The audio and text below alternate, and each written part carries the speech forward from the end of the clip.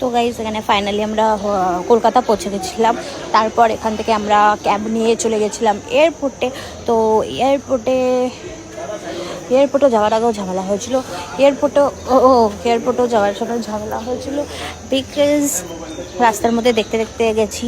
তারপর এখানে রাস্তায় ঝগড়া দেখতে দেখতে গেছি আমরা। ঝগড়া দেখতে দেখতে গেছি। চলো গাইস, আর আমি এখানে কিছু বলতে পারছি না, কারণ কি ভয়েস ওভার দিচ্ছে, কারণ আমার যেতে হচ্ছে। তো আমি যতটুকু দিতে পারছি দিচ্ছি, আর যতটুকু দিতে পারছি না দিতে পারছি না। বাই বাই, দেখতে থাকো, এনজয় করো।